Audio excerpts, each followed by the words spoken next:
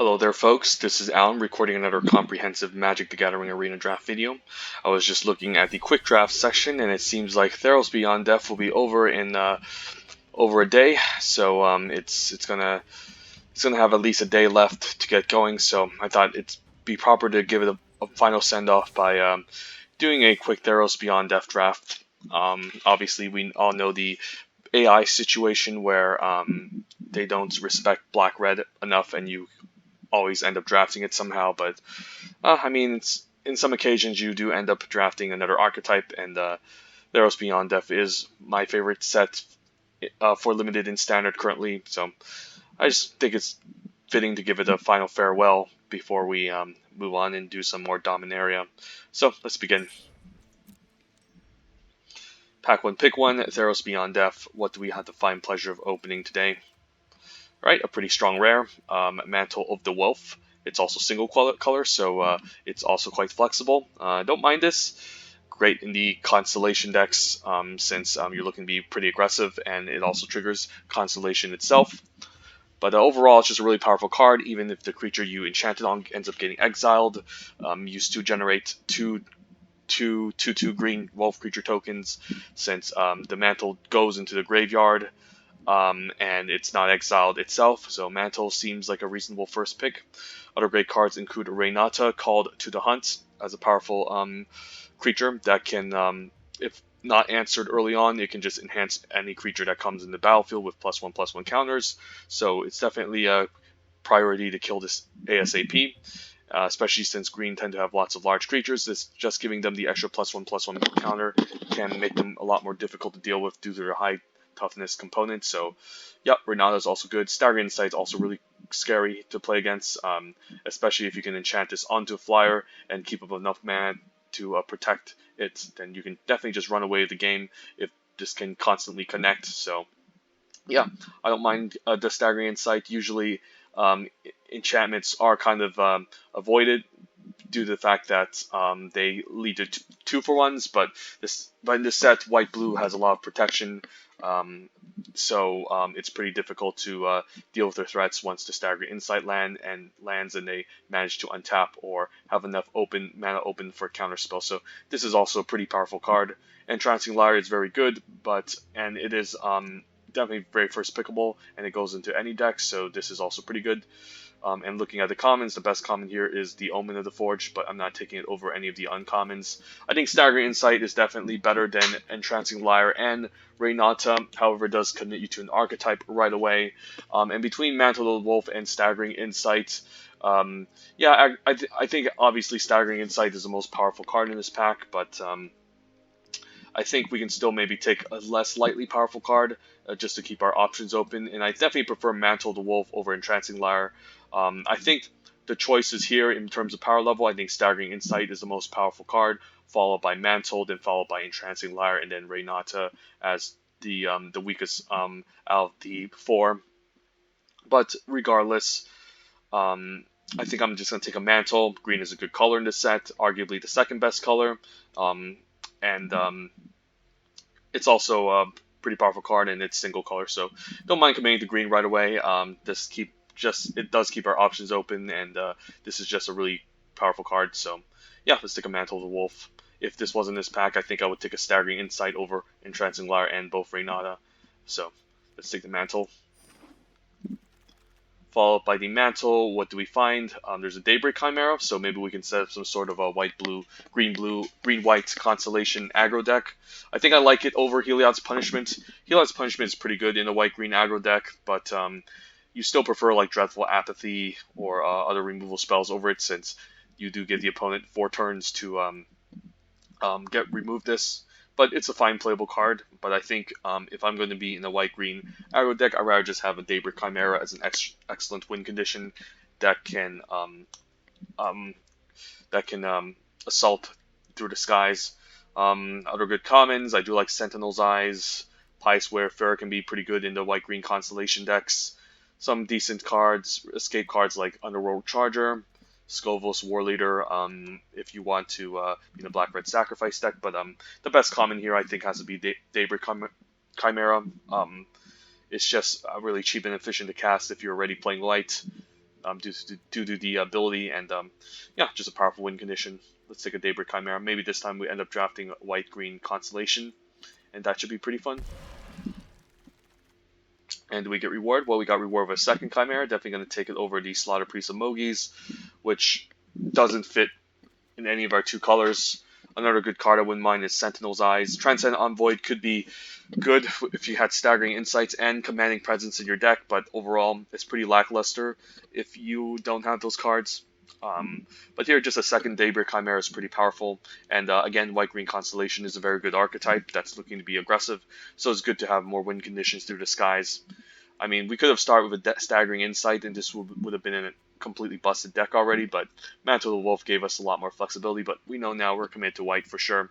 Best card in this pack overall is Slaughter Priest of Mogus, but we're not drafting black-red this time.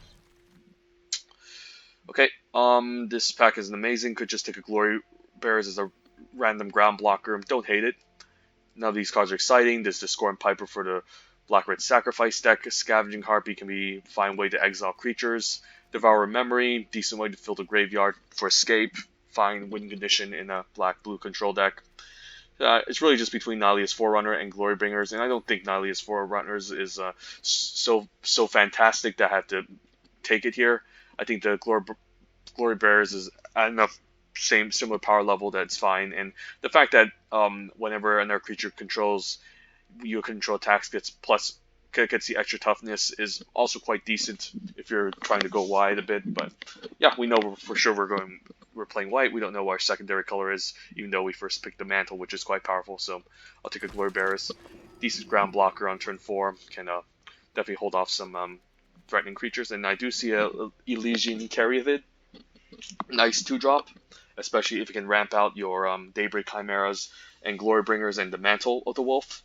And I did state that White-Green Constellation is a pretty decent archetype. Alternatively, there is a Warden of the Chain, which is quite powerful in the red-green power 4 matters. But we did take 3 white cards already, so I don't think we're dipping into red anytime soon. Triumph Surge can be fine if you don't have enough good removal. But I'll take a Elysian Caryatid, just a nice 2-drop to have in these White-Green Constellation decks. And hopefully get reward for even more, and a second Elysian Caryatid.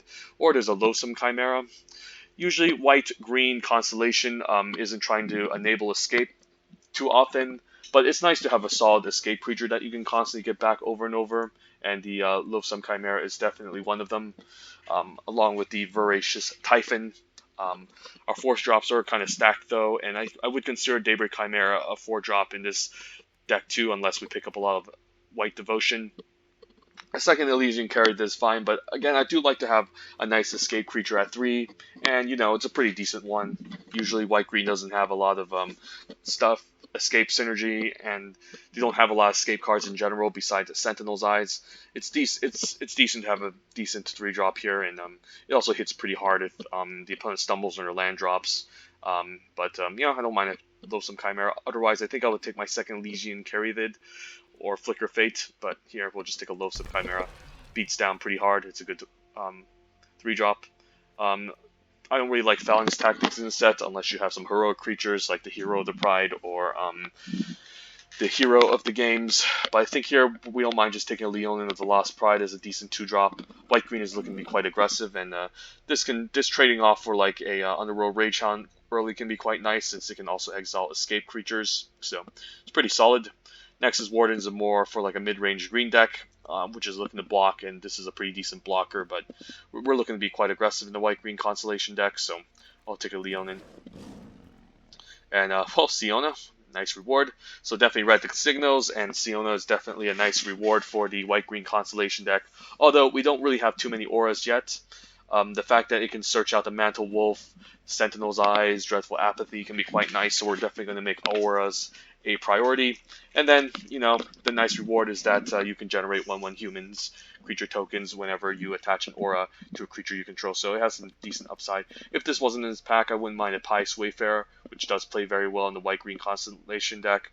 And strangely enough, the Setetsa Skirmisher, which is typically unplayable in most other green decks, is pretty solid in the white-green Constellation deck, since it's a very aggressive card. But we're just going to take our Signpost Uncommon, Siona, Captain of the Pyles. Okay, none of these cards we really want. Just take a random ground blocker, hopefully not end up playing it. And, well, there's Pious Wayfarer plus Sentinel's Eyes. I think in this deck we want to leverage as many Pious Wayfarers in this deck. This card can definitely get out of control if you have multiple of them. I'll definitely take my take a Sentinel's Eyes over it if I have another, if this situation comes up again where I have to decide between these two. But for now, I think it's more important to just have our first Pious Wayfarer in these white-green Constellation decks, since you're looking to go very wide, looking to go very aggressive, and this being played on turn 1, and then you're curving out your 2-drops, and 3-drops can be quite powerful. So we'll take a Pious Wayfarer. And here I can just take a Setessan Skirmisher, fine creature, especially with the Constellation synergy. Not a big fan of Kalathi's design. If it gave Trample, it would be a way better card, but the fact that it doesn't give Trample is not that amazing. It's too expensive. The opponent can just put chump blockers in front of the creatures you're trying to grow. Definitely fine if you're already ahead, but you rather just have the Phalanx Tactics for 2 mana. I'll take a Setessan Skirmisher. Now these matter. Take the uncommon for the Vault. And then our Glory Bearers can be a fine ground blocker on turn 4. I'd rather have the Voracious Typhon on 4, but Glory Bringers is an enchantment creature, which also can trigger Constellation. So we'll see what we open up next pack. Ooh, that's a nice card, but we'll take a Dreadful Apathy here. Gotta take up some removal. We currently don't have any removal, and we do need some auras to search up with Siona. Alternatively, I wouldn't mind another Daybreak Chimera. I would definitely take Daybreak Chimera over Sunmade Pegasus and Archon of the Falling Stars, since we're just trying to play lots of cheap flyers to close out the game. But here we do need to pick up a removal spell, and we currently don't have any, and Dreadful Apathy is definitely an excellent one that we can find with either Siona. With Siona, also triggers Constellation, so we'll take our first Dreadful Apathy. We'll take another Siona. Nessian board can be alright, but the fact is you do give the opponent card advantage whenever they just put a creature in front of this, and then they'll eventually just find a removal for the Nessian board regardless. It's pretty good if you can equip it with a card like Wings of Hubris to fly over, but really I would probably take it in this pack if it wasn't for Siona, but Siona is just what our deck is looking to do. We're looking to curve out, we're looking to go wide, we're trying to search up our auras like Dreadful Apathy, Mantle of the Wolf, Sentinel's Eyes, etc. And having 2 copies definitely make it a lot easier. We also have an escape creature, so we don't need a Loathsome Chimera. The Exploring Courser can also be a pretty decent card in this deck, since it can provide devotion for the Daybreak Chimera, and is a pretty decent card to put like a Setessan Training onto, since a 3/5 can be a pretty decent attacker on the ground. But here, I think we should have enough white devotion anyways that we don't need to prioritize it too much. I think I'm just going to take another Siona. Seems pretty strong. Here, pretty interesting choice. We have another Leonin or Omen of the Sun on turn 3. Omen can trigger Constellation. It can help us generate a bunch of 2/2s to help us go wide. Alternatively, the Leonin can be a decent upgrade over the Setessan Skirmisher, although the Setessan Skirmisher can become a 3/2. I don't really like Setessan Skirmisher that much, since you're forced to trigger Constellation constantly to make it into a 3/2. So it could be correct to just take the Leonin here, and just have a bunch of 2-drops.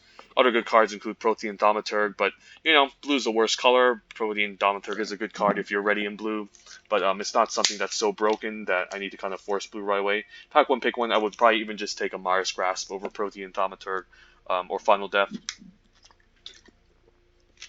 Given how weak blue is, unless you pick up a powerful bomb like Kior, Best of Sea God, or Dream Trawler, or Ashiok. But here it's just really between these two. I mean, I don't mind a Leonin, but our 2s look good already. Our 3s are also looking fine. I mean, and we do want to be very aggressive. So, yeah, let's take a Leonin. Just gum up the 2-drop department, put a bunch of attackers, and curve out and punish the opponent if they stumble on a land drop. And here we'll take a Dreadful Apathy. Best card in this pack is Eutropia, the twice favored. But blue-green Constellation doesn't come up too often, and there's not too many amazing payoffs beside Eutropia. Here, just take an easy Dreadful Apathy. You can search it with Siona, good removal spell. And I do like myself a Nessian Hornbeetle. However, green-white Constellation might have trouble getting up to 4 power. But with a card like Sentinel's Eyes, it wouldn't be too difficult if we pick up one. It's by far the best card in this pack. Alternatively, there's an Indomitable Will, which is a fine flash Constellation trick that I don't mind 1 copy of, but I think the Nessian Hornbeetle is too good. so I'll take it here. And hopefully we can pick up more 4-powered stuff. Here I guess I'll just take my Omen of the Sun. We do have double Dreadful Apathy already as removal. Don't need to prioritize it too highly with this Triumphant Surge. This is just a nice, decent way to help us go wide. Has nice synergy with Glory Bearers or future go wide combat tricks that we have that we'll pick up. So take an Omen of the Sun. Now Sentinel's Eye seems pretty good. It's pretty decent to attach it onto Leonin or any other 3-powered creatures, so we can start growing the Nessian Horn Beetle. Definitely need to pick up my first copy. I don't mind main decking 2 copies of Sentinel's Eyes as well, but it does get a little bit worse the more escape creatures that we have. But I'll take a Sentinel's Eyes. Could just take a random Wings of Hubris, although white already has a lot of flyers usually to get through. Wings of Hubris might not be necessary, and the creatures tend to be quite small, so they're not going to hit pretty hard, but overall there's really nothing else I want in this pack, so I'll take a Wings of Hubris. And we're going to have this weird glitch again. Okay, never mind. Sunmane Pegasus is definitely an overperformer. Excellent 4-drop that I do like in these white-green Constellation decks. Especially excellent with the Mantle Wolf or Sentinel's Eye, since it can gain a bunch of life once you activate the ability and connect. Nice 4-drop. I'll take the Sunmane Pegasus. Could play a Nyxborn Courser. I don't really like Hero of the Winds. I mean, it just doesn't... It just needs a lot of work to get going. Heroic isn't something the white-green deck is trying to do. It might have a minor heroic sub-theme if you pick up Hero of the Pride. But overall, the only ways we can really trigger this are Mantle of the Wolf and Sentinel's Eyes. And a 1/4 is pretty abysmal, other than being a fine ground blocker.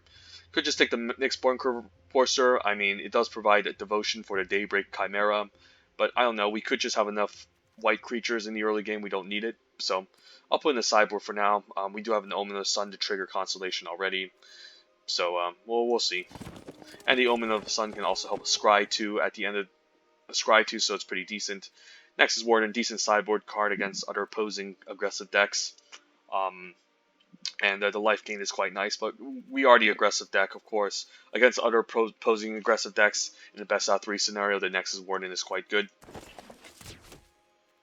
Guess I'll just take another one. Okay, yep, so the deck is coming along quite nicely. Just need a couple more playables. Could use maybe like, I don't know, a powerful bomb or an extra flyer to help close out the game. We'll see. And what do we open? There's Reverend Hoplite, which is quite strong, especially with a bunch of white devotion that's allowing us to, especially with these Daybreak Chimeras that can allow us to go wide. Dryad of the Elysian Grove can be okay, just as a decent ground blocker, but usually if you're going to be defensive, the Nexus Wardens does a similar row, and we're not really looking to fix our mana or anything. I also wouldn't mind a beefy ground creature like Captivating Unicorn as a top-end threat for the Constellation deck, but I think Reverend Hoplite is actively good in this deck, and maybe we could even just throw in this Nyxborn Courser for extra devotion, but yeah, Reverend Hoplite can be a game-winning card, especially if you can generate a bunch of 1/1 tokens and just smash through. So I'll take a Reverend Hoplite here. And a Commanding Presence. Well, there is a Heliod's Pilgrim, but I think it has to be the Commanding Presence here. Like, it can just win you the game. With Siona, with double Siona already, it's likely that we can just find our auras without the Heliod's Pilgrim. Heliod's Pilgrim is very good though, like just being able to search up Dreadful Apathy. But again, sometimes Siona, even though Siona can't look through our deck, it kind of just fills a similar role with the Heliod's Pilgrim. I don't mind just having another win condition, the Commanding Presence, especially equipped onto like maybe even the Glory Bearers. Without flying, it can beat down pretty hard, and it can just steal games by generating more 1/1 tokens. It's just a powerful card in general. If this wasn't in his pack, I'd probably take the Heliod's Pilgrim over Laguna Band Storyteller, which is a fine ground blocker and could just replace the Glory Bringers, and can also revive an enchantment from the graveyard. So Laguna Band Storyteller is quite good, but I'll take a Commanding Presence here. This card can just steal the game outright. And a second copy, I mean, don't mind if I do. I do have a decent number of flyers to equip onto, and I do want to have another win condition. Alternatively, there's another Omen of the Sun, which would play well in our deck, but I'll take a Commanding Presence. And, well, there's a Warbriar's Blessing. There's also another Sunmane Pegasus as a good flyer. How big are our creatures? Our creatures are not that big, but the fact that this already gives +0/+2 can be quite nice. And there's other small creatures in this set that you don't mind fighting, so even if our creatures don't tend to be large, I think Warbriar's Blessing is quite a powerful card. Alternatively, there's also Return to Nature, which, fine removal spell as well in this set, given the fact there's lots of enchantment creatures and ways to deal with graveyards, but I think the Warbriar's Blessing is quite good. Let's see, 1, 2, 3, 4, 5, 6. 6 non-creature spells, so we could use more non-creatures, so don't mind taking a Warbriar's Blessing. Otherwise, a Sunmane Pegasus would also be pretty good in this deck. I guess I'll just take my Return to Nature, or I can just take an Omen of Sun. Don't really like Wolf Willowhaven. We're not really looking to ramp in this deck. Guess I don't mind my second copy of Omen of Sun just to help us go even more wide, develop more 1/1s, trigger Constellation, we could use another extra 3-drop.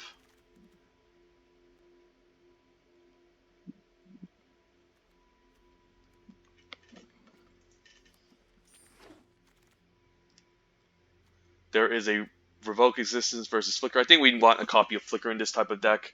Just pretty powerful, especially for Omens. Can save our creatures from removal.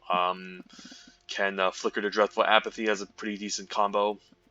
Let's take a Flicker of Fate. I can even argue running 15 lands in this type of deck. There's another Loathsome Chimera, which is actually pretty good with our Nessian Hornbeetle, so I might actually just play this copy over something else. And I don't really think I need Annihilate's Forerunner, but I'll take it anyways as a decent top-end threat. Okay, I could run 15 lands in this deck. It looks relatively low. Let's see how it turns out.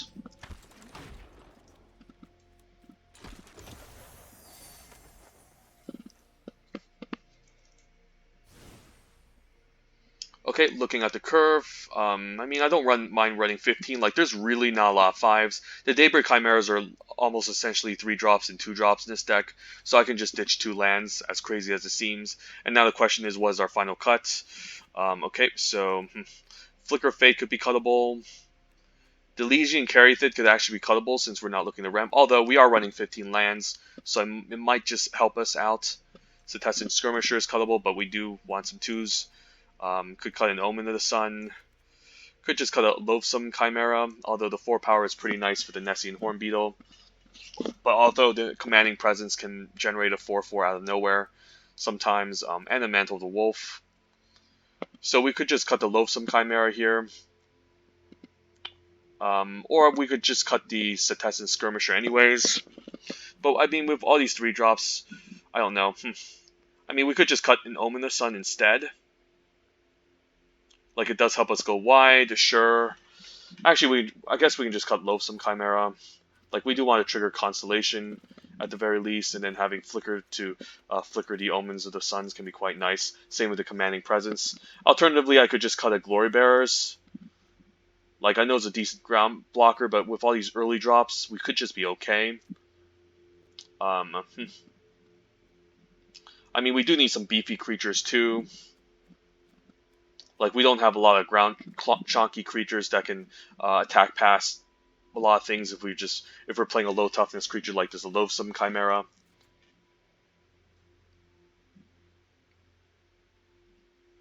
Alternatively, I could just cut a Commanding Presence because it seems like a very all-in strategy, and we do have a Mantle of the Wolf already.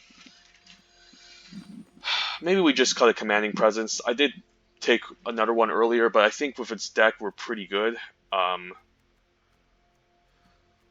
Yeah, we could just cut a Commanding Presence. Like, we already have Mantle, we already have one copy of Commanding Presence already, and I guess we can also win through the skies, so maybe we can just ditch one, throw in the second Loathsome Chimera, and that does make our Nessian Hornbeetle a lot better. So I think we're just going to go 8-7 here. We are favoring whites more, but we do have a lot of green creatures, so let's try this deck out. And our picture, Siona, Captain of the Pyles. Let's go.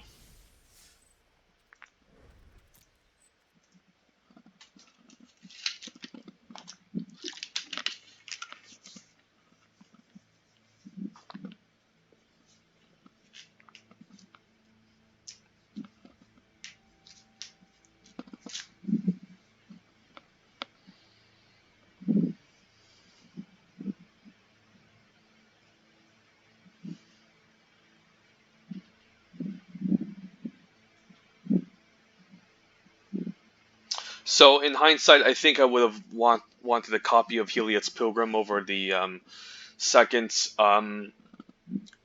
commanding presence, but again, Siona can essentially do almost the same thing. And I think we have enough auras for our creatures that we're fine shaving the second commanding presence. And we have enough win conditions in this deck.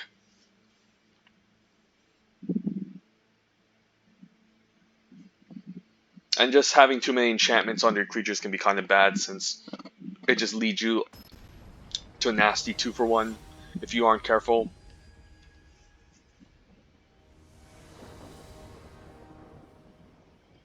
So let's have our final send-off for Theros Beyond Death before we move on. I don't know what the next set is, so I do need to look up the internet to see what's going on.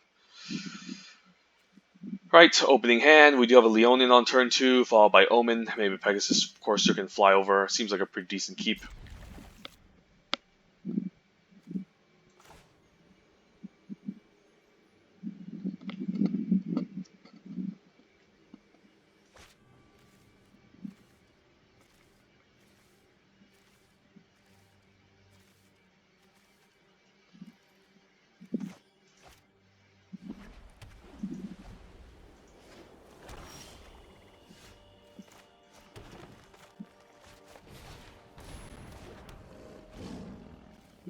Pretty nice 2-drop, deals with escape creatures. Right, I don't think there's anything that can punish me here. Vexing goes on turn 3 to flash. He could have Mogi's Favor by now, but we'll get in for 3. Seems good. Next turn we can flash in the Omen of the Sun and generate some 1/1s, and then the Sentinel's Eyes can be quite good. Okay, just using this to draw a card. Sure. So just need one more land to deploy our 4-drops. Soul Reaper, that's fine.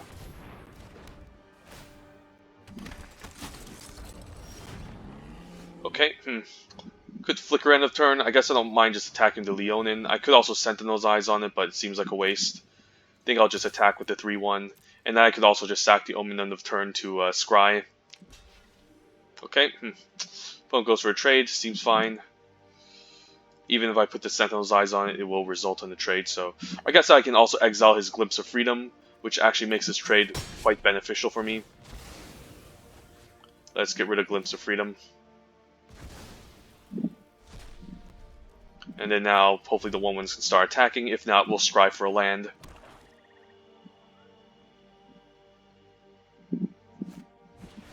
Naiad, okay. Don't think I'm going to flicker the Omen. Think I'm fine just sacking it here. Need to hit my land drops. Another Glory Bearers on turn 4. Glory Bearers is not bad on turn 4. Do want my land next turn. Maybe we can just win by deploying a bunch of Glory Bearers. Doesn't seem like a bad idea. Yeah, I could just leave a Glory Bearer. Alternatively, I can just cast a Mantle now and start beating down. I mean, that's a lot of damage. Mantle on the Sun main pegs is quite good, but that takes too long to set up. I'm fine just doing this. And we can get him for 5. And if he kills this, we'll just make 2 2/2 Wolf tokens, so that's even better. Could you see an Ashiok here? No Ashiok, okay. Opponent's probably going to double block if I attack, so maybe I can just stay back with the 5/5. I do want to kill this though. A Cling to Dust. Although we're not really an escape deck.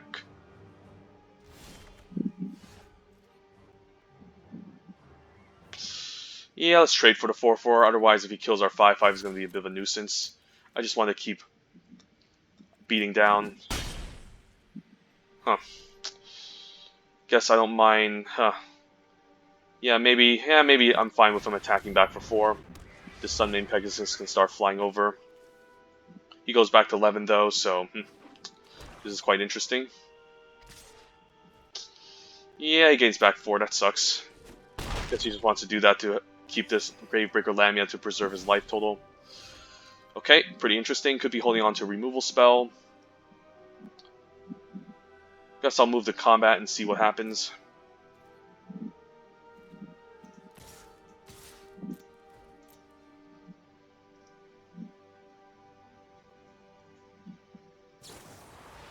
Final Death. There's no point in exiling the token. However, I could just move the mantle onto the Sunmane Pegasus. And then I can play out the Leonin and maybe force a double block. Alternatively, I could just let it happen, make 2 wolf tokens, and just play out my Glory Bearers. I think we're fine flickering this away.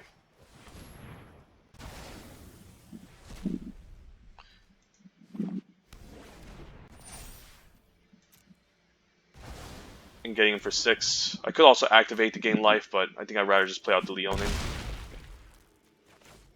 And then we'll exile the Cling to Dust.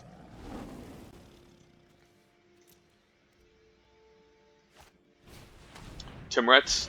Okay, so the opponent is set up to deal with an escape deck, but we're not an escape deck, so kind of getting lucky here. Hopefully he doesn't have another removal spell, since I kind of need to rely on this Sunmane Pegasus to win the game. Maybe this can force him to attack the Gravebreaker, or maybe he's just going to exile the Leonin from my graveyard. He might just use a Cling to Dust to gain life. Never mind, he has a Final Death anyway, so... Alright, so this might just be a pretty interesting matchup. Luckily we found a Daybreak Chimera off the top that can start going over, so... Just putting out more flyers. Maybe he's out of stuff. I'm hoping he is. Witness, that can block, but the Sentinel's Eyes can allow me to attack past it.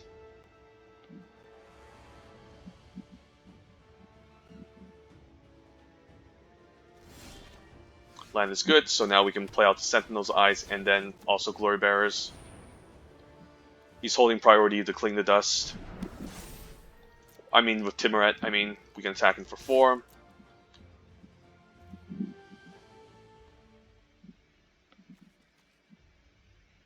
I actually don't mind him chumping.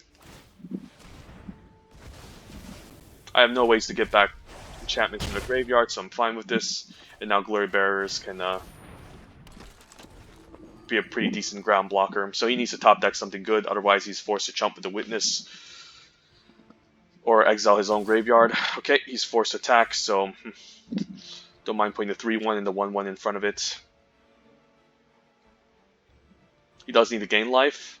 I think he might just be thinking of using the Cling to Dust to exile something. Okay, I guess he has a secondary flyer, so we're now out of the woodworks yet. However, the second Glory Bearers can be quite nice, since this will give it 6 toughness, and then he's forced to chump. So this is actually pretty good for me.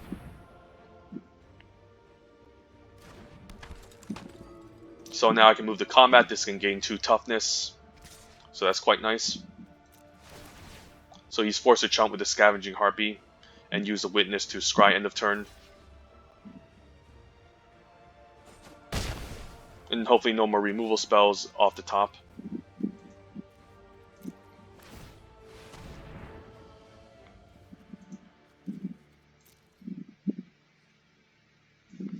Okay, something on top, so probably removal spell, I'm assuming.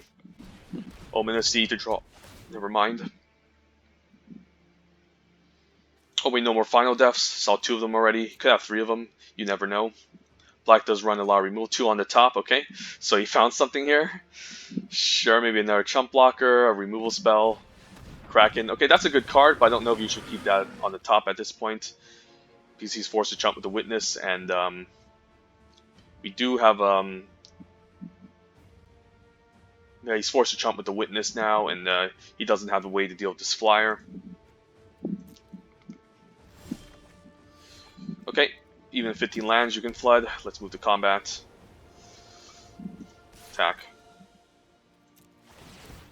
Force him to chump with the Witness.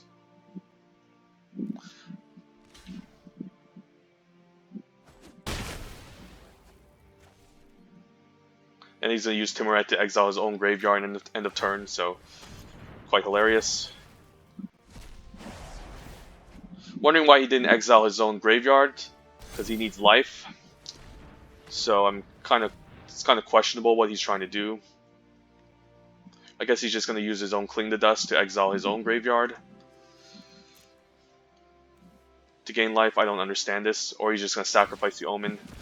So he didn't do it before draw step, so that might just cost him the game. He might be forced to attack with the 4-4, which we're happy with getting rid of.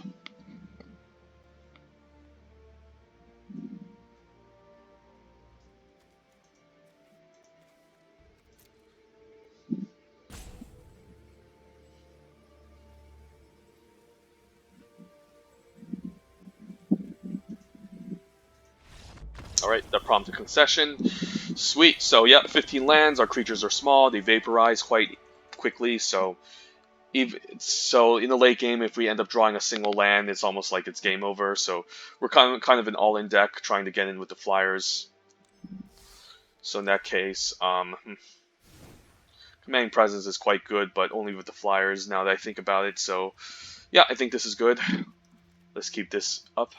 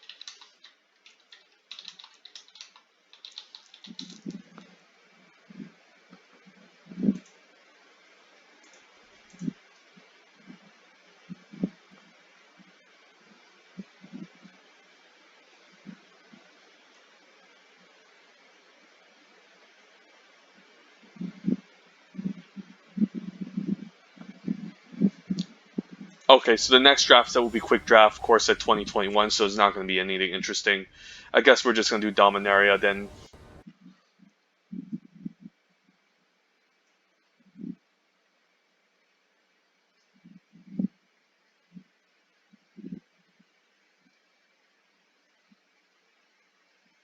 Yeah, I guess we have all week to do Premier Draft Dominaria, Easy Pious Wayfarer, Leonin, Siona. Let's do this.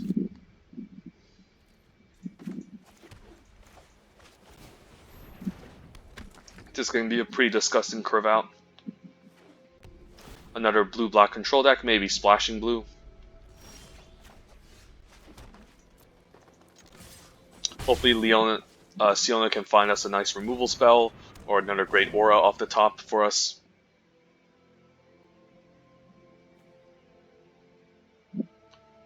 The problem is Leonin can fall prey to Mogi's favor, which is a card in this set that can deal with one toughness threats. But the other good news is that it also exiles it. So I guess we'll just get in for 3, and then we can play out Siona this turn, since we can always just do the Daybreak Chimera later. Let's get a good aura. Ooh, these are all good. I do like myself a mantle. Mantle is quite gross, so it can help us close out the game quicker. Yeah, let's get a mantle here. Although we do need to bomb everything, and we have the Warbriar's Blessing and Dreadful Apathy, so we do need to kind of help close out the game quite quickly here. Alright, okay, so the opponent's going to lose even more life. It's pretty good for us.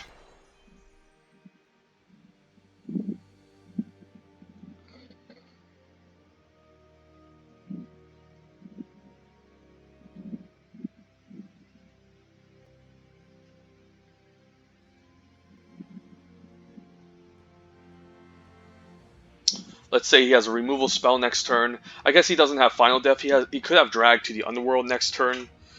And so the question is, what do I want to destroy? What do I want to attach the mantle onto? Alternatively, I could just play out the Daybreak Chimera, but that doesn't seem very fun. I guess I might just attach it onto Siona. Like, she's not good unless we can flicker her now. So I think we'll just do that. I don't really want to get my Pious Wayfarer answered because it can be pretty good with our Daybreak Chimera with the Constellation triggers in the future. Yeah, this game is just over at this point. So White-Green Constellation can be a pretty scary archetype as well. Yeah, this is not going to do it. No way. Now they turn for Mantle the Wolf. Definitely not going to win that one there, opponent.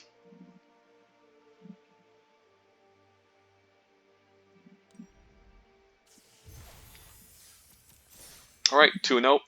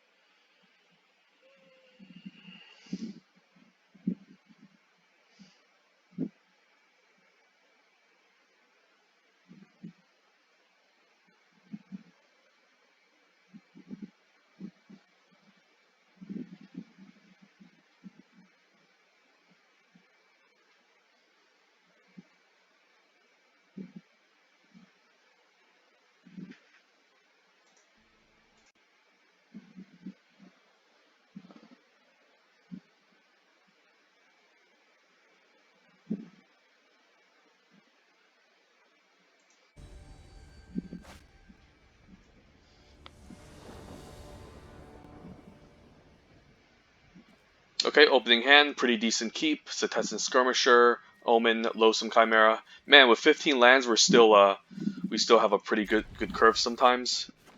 Although I would love a Pious Wayfarer on 1, but that's never guaranteed. Another blue-black deck. What's with these blue-black control decks? Let's play the Elysian Caryatid instead. I do want to ramp. And then we can play out Loathsome Chimera, and then this can play a 2-drop next turn, so we just want to deploy everything as quickly as possible. Yeah, what's with these blue-black control players? Did everyone get an Ashiok? Maybe everyone got an Ashiok at the end of this draft. Naiad is fine. Yep, ooh, Mantle. Mantle's quite nice, but we're not going to Mantle yet. We're going to play out the Loathsome Chimera. The Loathsome Chimera is going to allow us to play a 2-drop here. It's a pretty decent curve. Now the question is, what do we Mantle? I do want to Mantle next turn.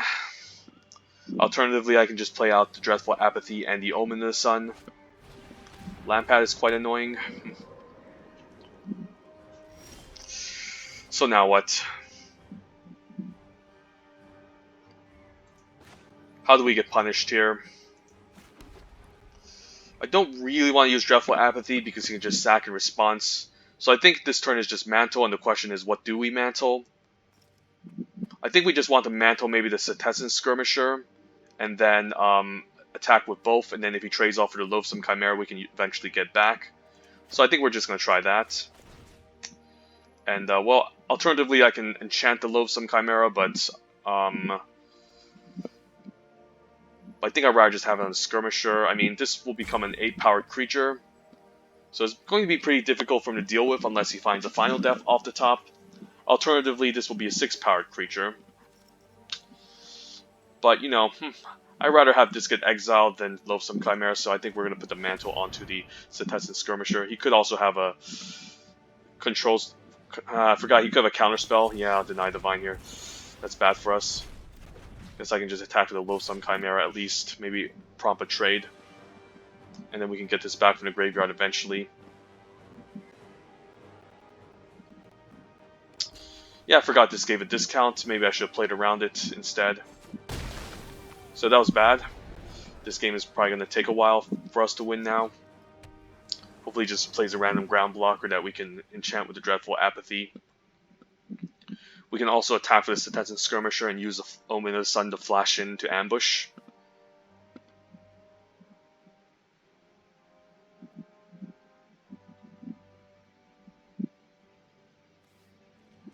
Opponent just passes.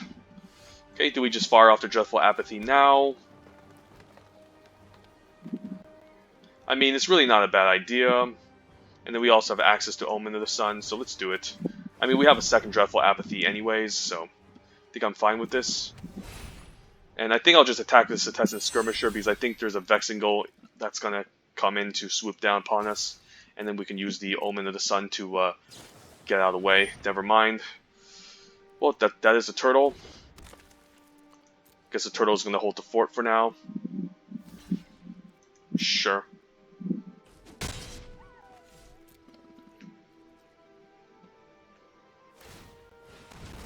Do I want to use the Dreadful Apathy yet? Not really. Maybe just flash an Omen end of turn and start beating down.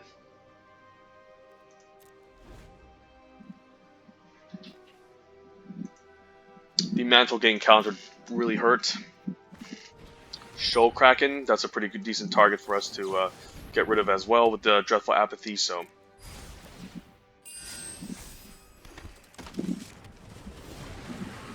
Well, Daybreak Chimera could just be better. But I guess we can just cast both. So I don't mind doing this. Pumping and then playing out the Daybreak Chimera. And then we'll get in for 2, which isn't a lot, but it's something at least. Next turn I probably need to use Dreadful Apathy to exile the Shoal Kraken, or else he'll just start looting. Ichthyomorphosis, okay. I do have a Flicker of Fate to flicker the Daybreak Chimera. Opponent loots away a Vemus Hierophant, so that's quite interesting. For now, I think we're just going to play out the Sunmane Pegasus here. And then I guess I'm fine attacking with all.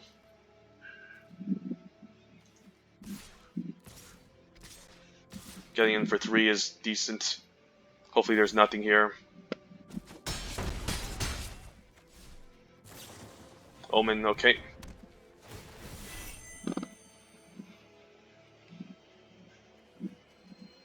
We don't have any amazing ways to enable escape, but I just want to load some Chimera in the deck to at least have one escape creature in case he kills a bunch of our stuff.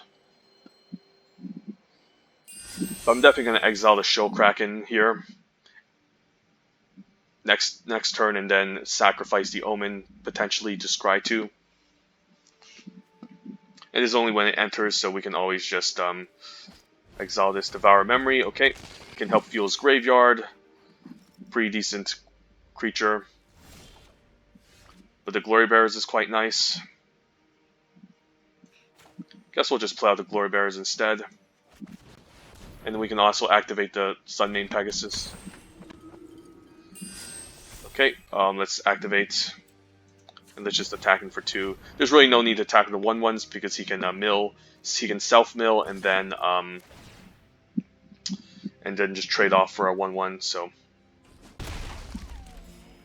So we have a slow clock against the opponent. Opponent's probably trying to find a little bit more removal here. Putting 2 on top. Okay, so he probably found a removal spell off the top. Yup, he's hovering over a creature. He probably has one. Hopefully something that kills it so it goes in the yard. Never mind, there's Ashiok. Okay, I guess he can kill my Sunmane Pegasus by bouncing it. But we could just attack with all and kill off Ashiok ASAP.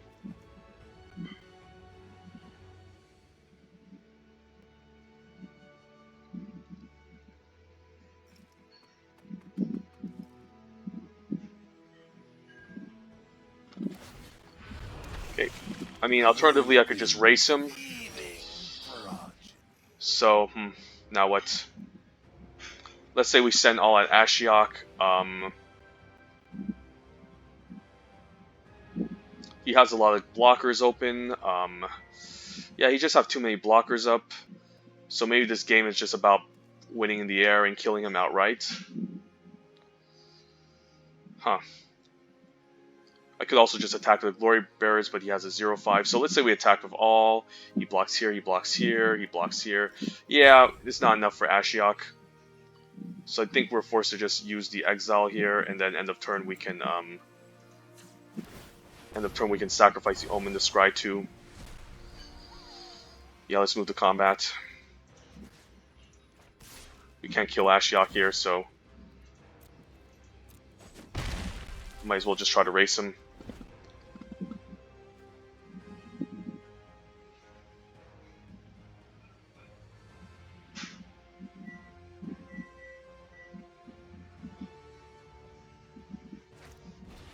The Lyre, okay. That's going to lock down our Pegasus. So that's bad for us.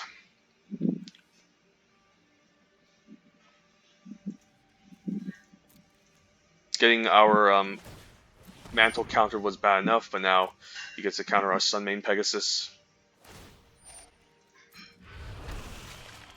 All your fears are given form. Okay, I don't think another Glory Bearers is what we want. We just need some way to fly over. Omen the Sun, okay. Guess we can move to combat. I can send the Glory Bearers at Ashiok. I guess I can send 2 creatures at Ashiok. Or his face. I mean, does it really matter? I mean, I guess I might as well send. And then you can just put a Nightmare in front of it. It's not good. At least those are lands off the top. Now we can scry for something good.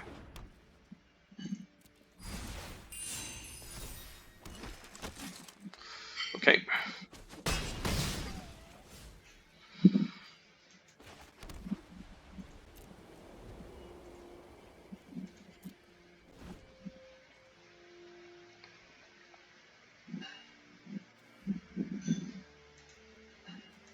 Guess he can cast our Mantle from exile if he mines 7s.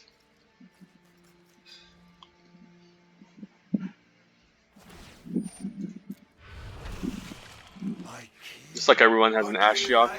Face against 2 blue-black opponents already. I just want to flicker this Daybreak Chimera so we can finally attack with it. Okay, if he's attacking that, I'm fine just doing a block.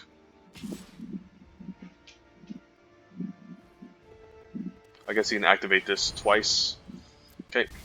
I mean, I guess a double block doesn't hurt. Yeah, I guess I'll double block it. I guess I can't block it, never mind.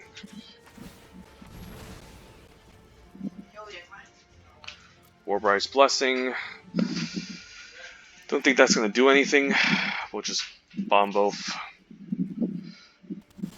I don't know if there's any way out of this. I guess there's a Flicker of Fate we can use on the Daybreak Chimera before his end step. That's actually not a bad idea. So I also don't mind just escaping this Loathsome Chimera, so we'll just do that as well. I guess he can also just ultimate Ashiok and you get back our Dreadful Apathy, but we'll try this. And then end of turn we'll just flicker our Daybreak Chimera and start punching through the skies or punch Ashiok with it.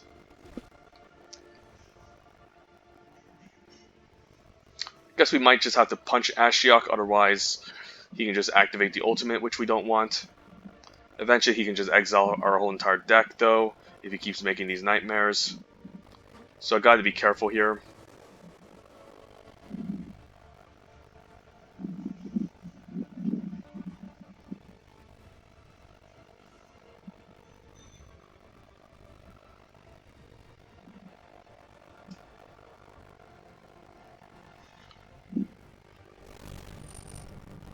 Okay.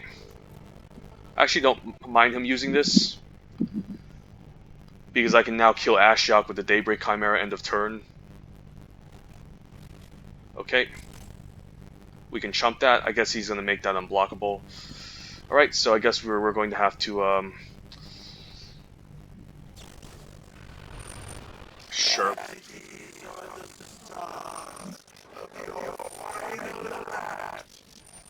Okay, I guess we'll be taking a bunch of damage. So we can only hope to maybe race him. This opponent's just trying to kill us as quickly as possible. We do have another Dreadful App. Actually, we don't have anything, so we do need to kind of race him or kill Ashiok. I guess we'll just take 7.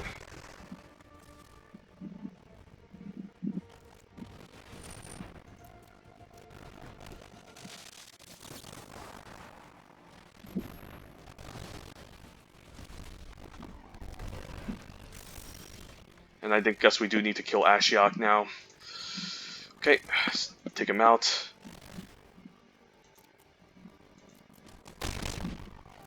He can use a Lyre, of course, so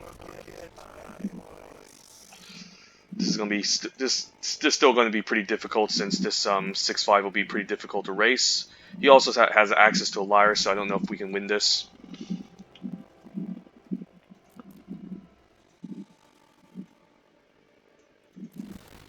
So the opponent's game plan will be essentially just to race us.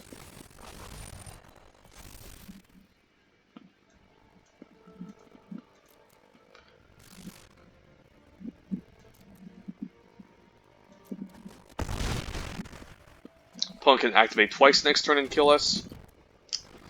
So we do need something here. Commanding Presence. Will Commanding Presence do it? I don't think so. But it's worth a try.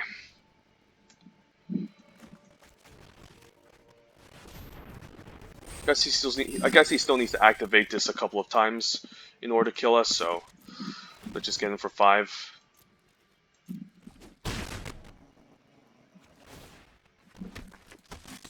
Yeah, he still needs to discard 3 cards in order to get the Devour Memory to go to 9 power. So, and he does need to maybe use Entrancing Lyre on the Daybreak Chimera this turn. So then maybe I can gain some life with the Sunmane Pegasus.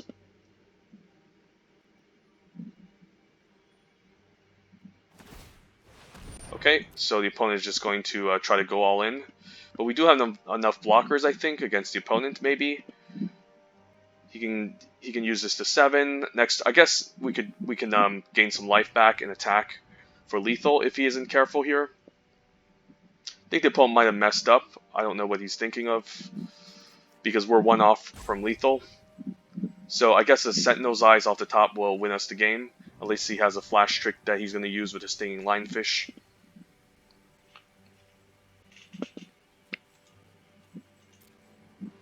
Because the opponent has this game if we just lock down my Daybreak Chimera and then just activate this Devourer memory. But I think he might have messed this up.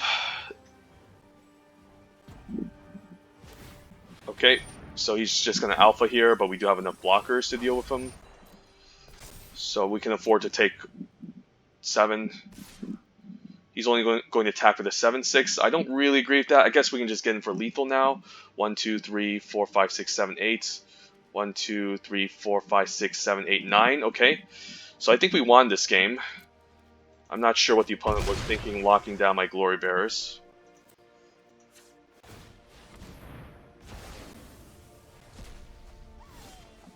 Yeah, I think the opponent lost this game. Let's see if we're correct. Just activate the Sun Main Pegasus. Let's just attack with all.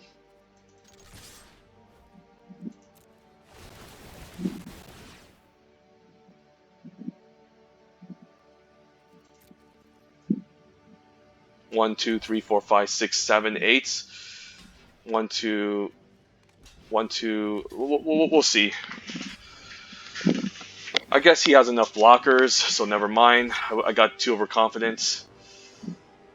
So yeah, I guess it's Sentinel's Eyes and we would have won this game, but... Okay, yep. Shouldn't have played my mantle so early, but... I tried at least.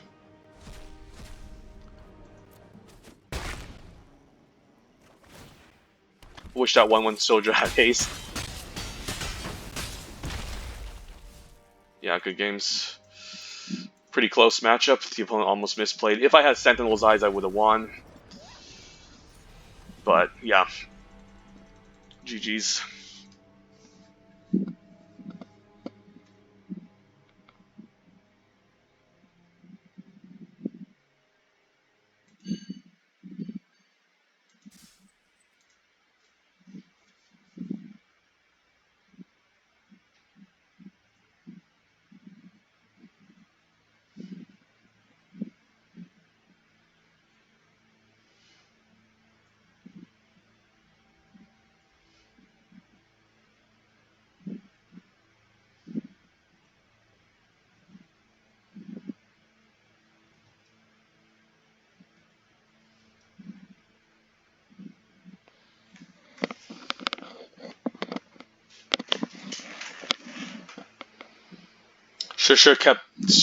Should have realized that the Naiad gave a discount to his flash spells on my turn, so forgot I did that, so he was able to counter it. Maybe I should just played around by using Omen of the Sun. Think that would have been correct instead of trying to mantle into 2 open mana.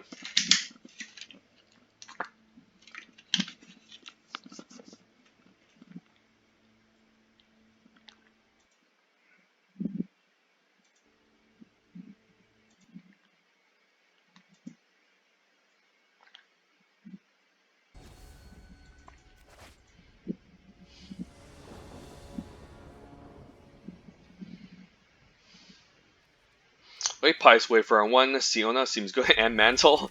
Okay, this time let's not do the same mistake we did in the last match. Let's try to curve out here and play out Siona on time and then Mantle at the right moment. Although he doesn't have Counterspell with these 2 colors, so I think we should be okay.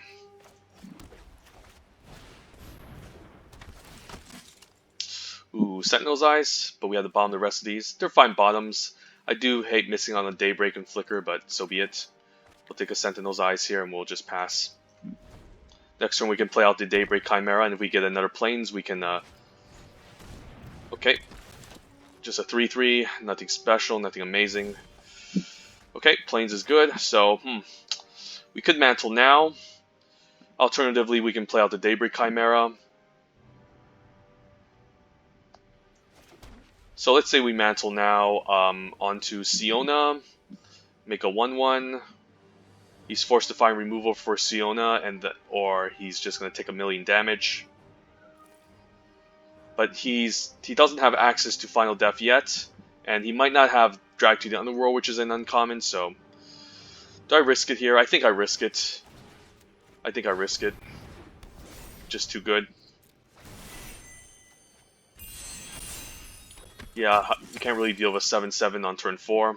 And then even if he deals with Siona, I do have the Daybreak Chimera and Sentinel's Eyes to start flying over and beating down. So the opponent does need an answer right now, or maybe he needs to chump and then next turn use Final Death onto Siona. And in this case, I still get 2 Wolves. Okay, Wolf Willowhaven. Alright. So at least he got his land drop now, so we also get a free roam of another Siona attack, which is quite nice. Don't think I care about taking 3. I can also just attack with ball. Actually, another Hydrax Tower Scout. Okay. So he could double block Siona. Or triple block, so might have the Sentinel's Eyes here on the Siona. And then we'll trigger Constellation, pump Siona, force him to chump. And then we'll get in, actually, well, yeah, Siona's not going to die, he's forced to chump here, he's just going to take 8. Okay, now we can just play out the Flyer and another Setessan Skirmisher, and we should be good. He could kill our Flyer and start chumping Siona, of course. Nexus Wardens, okay. Warbriar's Blessing to kill our Flyer, okay.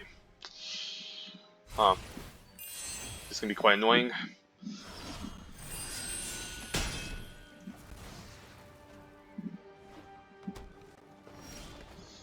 Just a land off the top. So we do need to maybe find a Dreadful Apathy off the top. I don't think I'm attacking with Siona anytime soon. We're just going to pass. Voracious Typhon. Okay, so no Apathy yet. Guess this is a better target to Apathy instead. Just need to maybe find another Flyer, and I should be good. Okay, just Temple Thieves. I guess Siona can start holding the fort. We can also trade off for these Temple Thieves. Glory Bearers, that's quite nice. Alright, this is just a large ground stall, essentially. Let's say I pump Siona and I attack with Siona. I guess he can just double block with everyone. Alright, so kind of regretting that I didn't put it onto a Flyer, so this could be a long grindy game. And the opponent could just be favored since he's playing black. Forerunner, okay.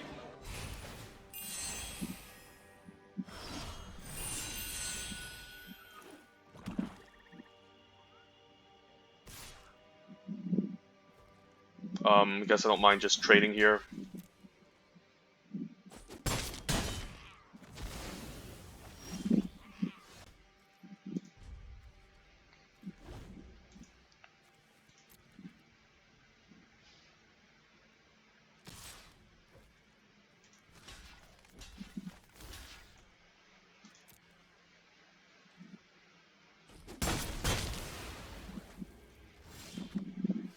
Omen, okay, don't mind flashing the Omen end of turn. Okay, we'll just pass. He's just going to put as many blockers in front of the Siona if I try to attack with her. Catoblepus, okay. That's going to kill the Pious Wayfarer. I guess I can save the Pious Wayfarer.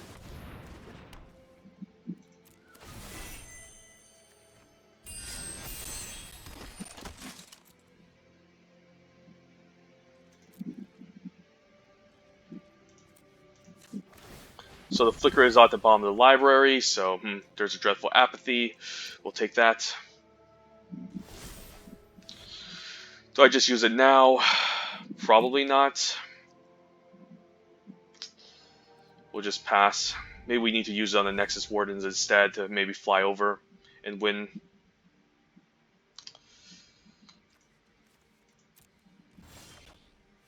Reverend Hoplites, okay. I guess that can help us go wide. So I actually don't hate using Dreadful Apathy. Yeah, we'll use the Dreadful Apathy now on the Nexus Warden so he can stop gaining life. And then we can just pump Siona, I guess. And then play out the Reverend Hoplite and make a million 1/1s. Next turn we can exile the Nexus Wardens.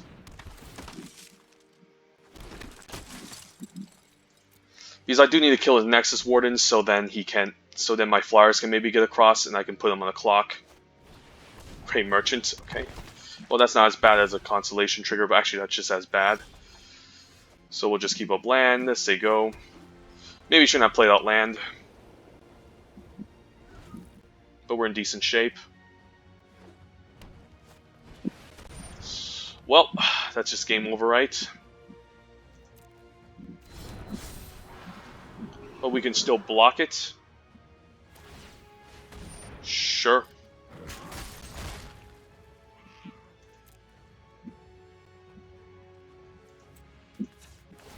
Flicker's at the bottom of the library, so there's no reason to not exile here. Yeah, this sucks. Couldn't kill the opponent fast enough with this deck, which is really what you're supposed to do. But this is getting annoying, and he can eventually get back per Lupernos.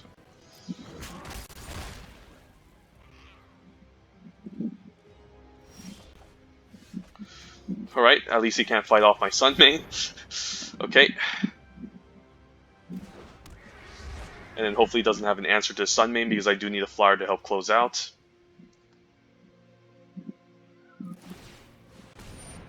He does need a bunch of stuff in the graveyard to escape Lupernos. So I think we're still fine. Hopefully he doesn't have Omen of Death to get back and use it to fight, because that would suck.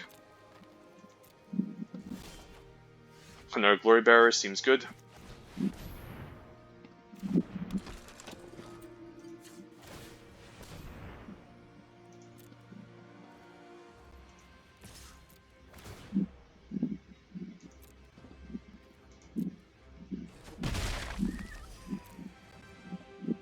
End of turn Omen.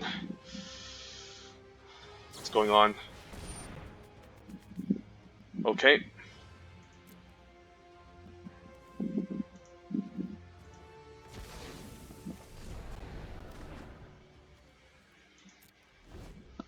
Just want to Sentinel's Eyes on my Sun main Pegasus so I can start dealing more damage per turn. And also generates a 1/1, so that's quite nice. Also Dreadful Apathy is quite nice. Here we're just going to use a Sentinel's Eyes on the Sun main Pegasus.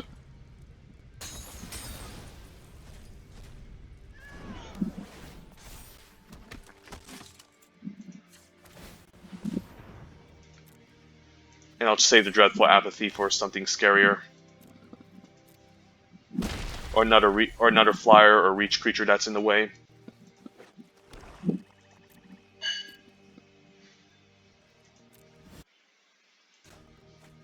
I'll keep the land in hand in case he has Aspect of Lamprey, which is the enchantment that gives lifelink and also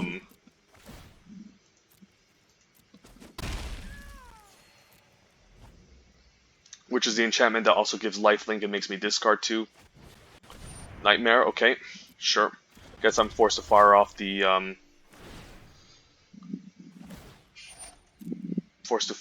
Dreadful Apathy now before he exiles it. Sure. And in this case, I'd rather just exile the Voracious Typhon.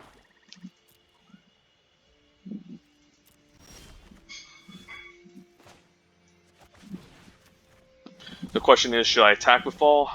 How much creatures do I have? 8, 9, 10. Okay, 8, 9, 10, 11. 1, 2, 3, 4, 5, 6, 7. Okay, so, yeah, I guess unless he kills my Sun main Pegasus, I'm dead, so... Alright, stole that game. With the Sun main Pegasus, it's good to have these flyers. Luckily, the opponent couldn't string enough removal to deal with all my threats, so kind of dodged the bullet there, I think. So on to the next one. He even had a Pelucranos in his deck, but luckily he couldn't escape it. I'm actually happy that he used the fight triggers ASAP. Otherwise, he could have it would have been pretty difficult to play the Sun main Pegasus into that.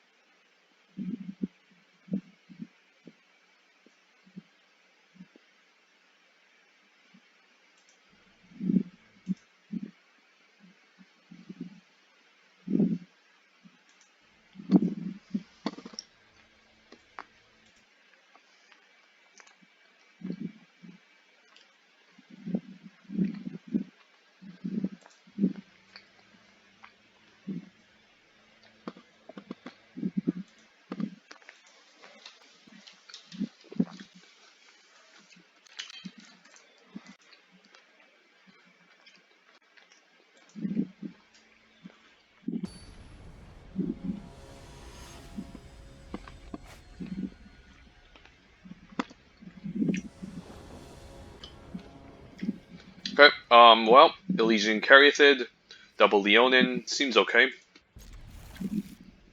But 15 lands and we still managed to have a curve, surprisingly. But he can maybe kill our Elysian Caryatid next turn, but I'm willing to risk it. If I'm able to double spell, then that does make me happy. And also, the Leonins don't get answered by a removal spell. A little bit of a slow start, but I'm happy with this. And then we also have Dreadful Apathy to... okay, there goes our Dreadful Apathy. Well, just have to get Elspeth's Nightmare on turn 3, which always feels bad, and there goes our removal spell. Yeah, this card is disgusting. Why did they have to give Black this card? It was already strong enough in this set. And they just had to give him it. This game is just all about over. If he finds a blocker, probably the removal spell that he's sandbagging here. Could see an Omen of the Forge. Yep. And we also have nothing in his graveyard to exile, so we'll just keep playing things out.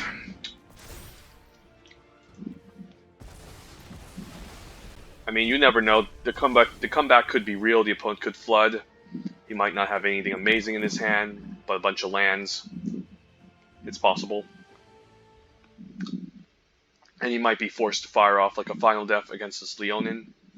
He could be sacrificing his Omen main phase as well. I guess never say never.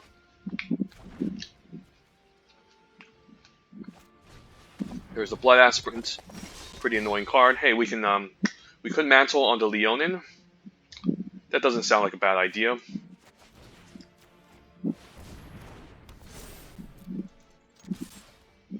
And we should play around Aspect of Lamprey by holding the land in hand. And if he Final Deaths, we still get 2/2/2s that can start punching through.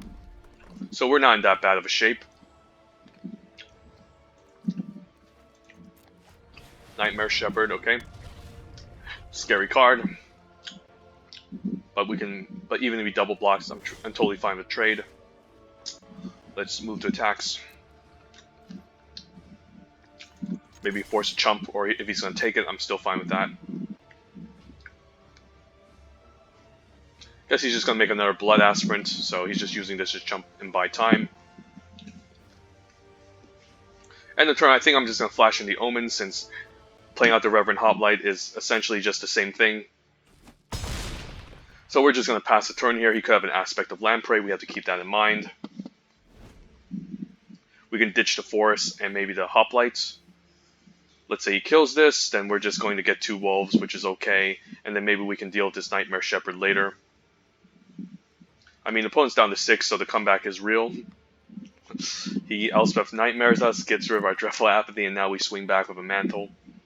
So, we're not in that bad of a shape sometimes. He could be seeing a Final Flare here. Yeah, probably a Final Flare, otherwise he wouldn't be clicking his Blood Aspirant.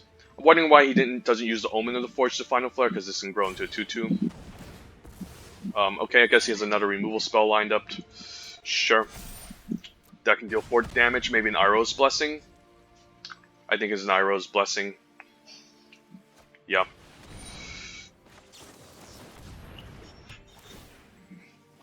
Guess the game plan now is just to go wide and just kill him.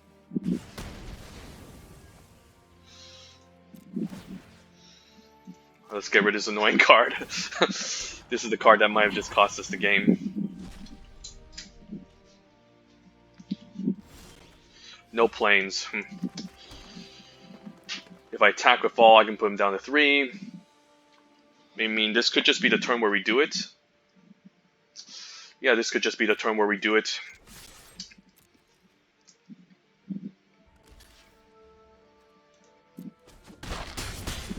I can end of turn just sack the Omen maybe and find something, find a planes or something. Alternatively, I can just play out the Reverend. Maybe just playing out the Reverend is good here. It might not be enough devotion, but I do need to kind of win the game out by swarming him. Anax, okay. So it's technically lethal. If he doesn't have anything here. I guess I have a Dreadful Apathy, so that's quite nice. I guess he can sacrifice a Nightmare Shepherd. Wow. We managed to steal that one. Jeez. Opponent also had a really powerful deck with Nightmare Shepherd, Elspeth's Nightmare, Anax, and the Blood Aspirant, and Iroh's Blessing, and Omen of the Forge. Wow.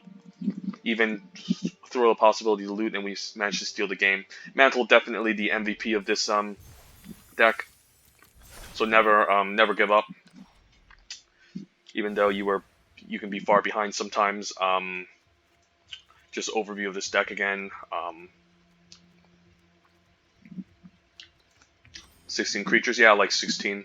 I was banking on maybe putting another Commanding Presence, but I think this is fine. We'll keep playing this out.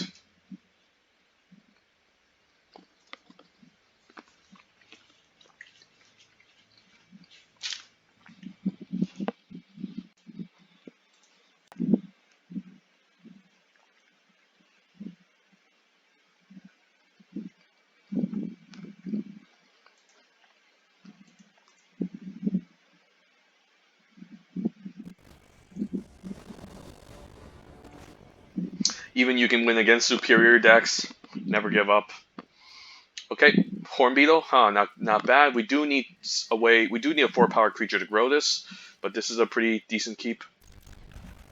Don't mind leading with the Leonin since it beats down pretty hard. I mean, I might regret it if this ends up dying, but we do have double Siona. Maybe that can help us search out our Mantle, and then it's better with the Setessan Skirmisher. I mean, it's still going to beat down the same, even if it gets Constellation, like the Leonin, so I think we just play out the Leonin. Turn 3, we can see like an end of turn. Oh, there it is. Well, we have it like every single game. What's going on? Okay, so next turn we can definitely see a flashed Omen of the Sun, if he keeps up the mana. Sentinel's Eyes is pretty good. Also forgot to check what I bottomed, but so gotta keep that in mind. Next turn we could Favorite of Iroh's, pretty strong card. Doesn't have double strike yet.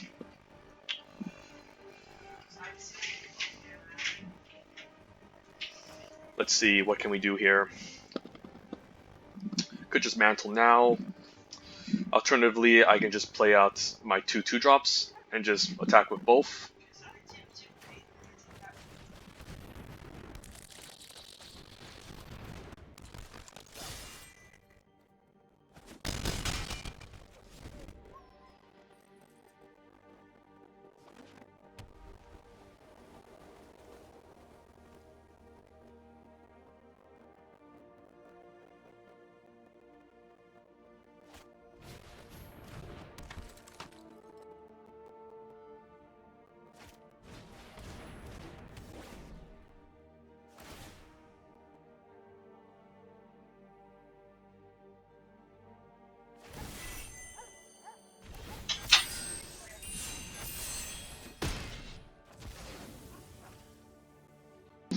I disagree with that fight target. I think he should have fought the Nessian Horn Beetle. We're fine taking 6. So now we can do some crazy things, like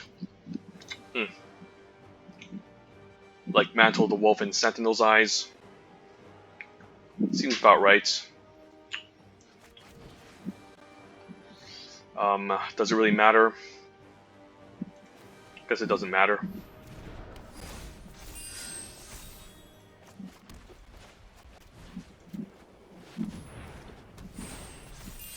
Yeah, this is gonna be gross. Wow, oh, just concedes here. Jesus.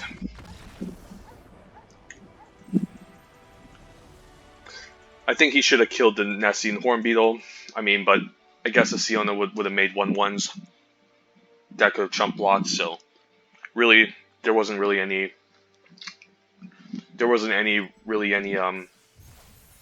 accurate decision there. So alright, so 2 more wins. Let's get our 7 wins with this white-green aggro deck.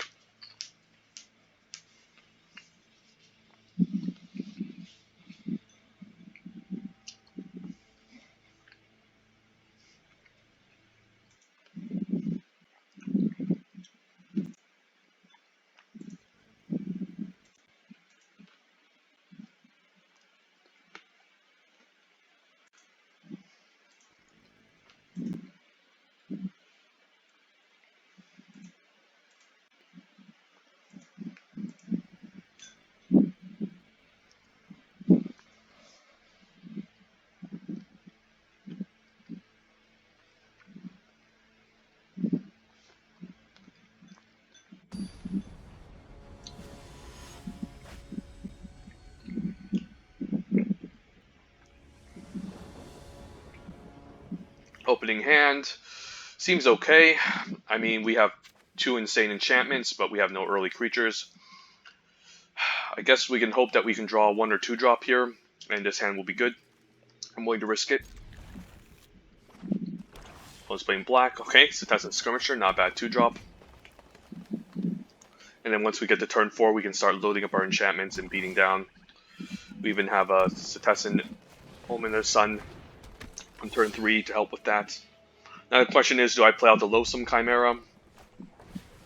There's a Slaughter Priest. I could just attack and then use the Omen of the Sun. Alternatively, I guess I don't mind that since it also makes 2 1/1s. And the trade is quite nice. We'll just Omen of the Sun right now. Just again, the extra damage. Alternatively, I can just play out the Loathsome Chimera, but I don't mind just triggering the Constellation and dealing 3 right now. Just to get out of the way. Mogi's Favor, okay. There's that card that deals with all the 1 toughness creatures.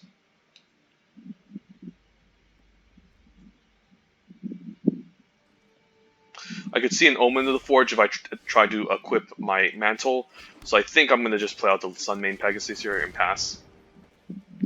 Because if he does have an Omen of the Forge in response to 1 of my 1/1s, that's going to be pretty bad for me. Could see a Final Death. Okay, Mara's Grasp. Still pretty bad. Guess I don't mind just taking it here. We can play out the Loathsome Chimera and swing for 2, or he just taps out, which is probably even better. So I guess I'll Mantle now, and hopefully I don't get punished.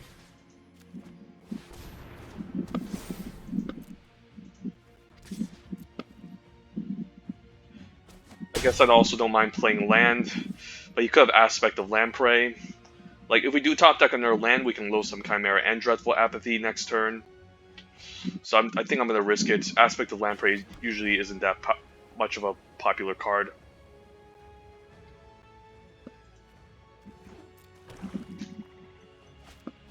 Venomous Hierophant, okay. That's a good Dreadful Apathy target. I actually don't mind the attack here.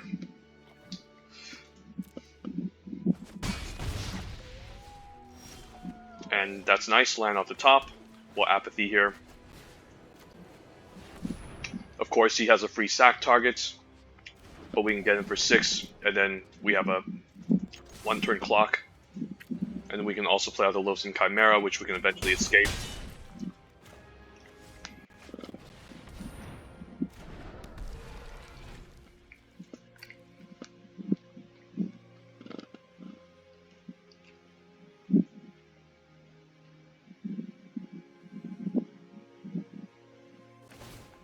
Okay, so what's going on? Is he going all in? Oh, I guess he just sacrificed it to draw a card. Makes sense. Doesn't mean... I think at 16 life I should be safe, if I'm not mistaken.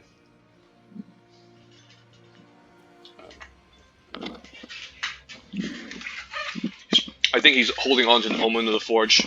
Never mind, Hero of the Games. Okay, so now what?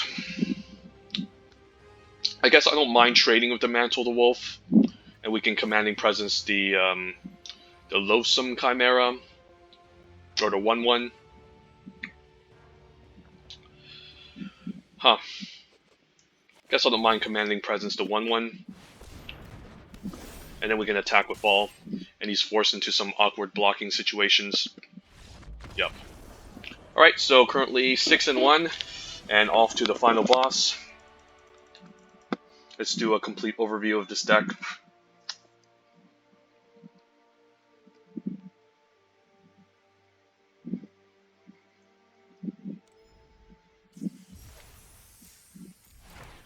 Okay, 6-1, Selesnya Constellation.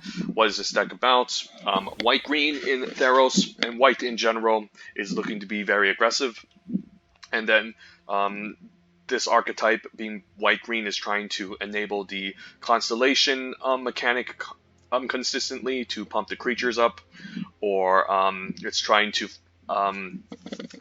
fetch auras and put powerful auras onto the creatures to attack. Unlike white-blue, where you're looking to put your aura onto a flyer for the most part, white-green isn't looking to protect the creature with an enchantment on it. So usually cards like Mantle of the Wolf and Commanding Presence, you don't mind just putting it onto a creature that you kind of assume is going to die anyways, and then you still get value out of it. A prime example is the Mantle of the Wolf, since you still get two green wolf creature tokens, so it works specifically well in the white-green Constellation deck. Commanding Presence, not as much, since all you get out of it is a 1/1 white human creature token, but the fact that you can enhance a creature, a small creature especially, and give it +2/+2 and double strike can be quite nice. Especially if the opponent is forced into a jump blocking situation. It's due to their, if their life is low enough, due to the fact that you're being very aggressive. The go wide component, composed of double Omen of the Sun and Reverend Hoplite, as some ways to essentially help finish the game once the opponent is low on life. This deck is not looking to grind the opponent out. It's not looking to play control. It's looking to obviously be incredibly aggressive, so you can get the opponent down on its life total as low as possible, so you can eventually essentially fly over with Sunmane Pegasus or Daybreak Chimeras as your win condition, or use the Reverend Hoplite and the Omen of the Suns and other small 1/1s generated from Siona to getting those extra last points of crucial damage. So what is this deck comprised of? Well, in terms of removal, we do have double Dreadful Apathy, Warbriar Blessing, and to a lesser extent, Flicker of Fate. Flicker of Fate is also a pretty nice combo with the Dreadful Apathy late in the game, since you can exile, and in response you can flicker the Dreadful Apathy onto another creature. It's also a decent way to move our Mantle onto another creature, or Commanding Presence if it's about to get answered by removal. Also, is a pretty decent way to save our creature, so I do like having one copy of a Flicker of Fate in these white-green Constellation decks. However, I would never main deck 2, because in these decks you're looking to have lots of creatures, and if you prioritize having too many non-creature spells in these types of decks, you won't have a ground army that can beat down. Usually I like double Flicker of Fate in the white-blue Boggles deck, since you're looking to play a lot more slower tempo game, where you're trying to protect your creature. But for the most part, we don't care if our creatures die. We are just here to just beat down, rush down the opponent as quickly as possible, deal as much damage as quickly as possible, and usually we can do that by enabling Constellation and putting powerful auras onto our creature, or going wide and attacking in with flyers. So yeah, we're not playing the second copy of Commanding Presence because, again, we are at 16 creatures, and I think 15 is still kind of light. And also got to keep in mind, this is a 4-drop. We don't really have many ways to discount the Commanding Presence, and we are running Commanding Presence already, and Mantle of the Wolf on 4, which we're usually looking to equip the creature with on turn 4. So the more 4-drops we have, the the more likely that we need more lands, and we are playing a low 15 land count. The reason why is that we don't have too many ways to prevent flood. We don't have any card draw. We don't have any ways to loot and discard lands away. Um, Also, we don't have any amazing mana sinks. We do have the Sun named Pegasus as an activated ability. Maybe Omen the Sun to Scry 2, but usually Scry 2 is not super amazing.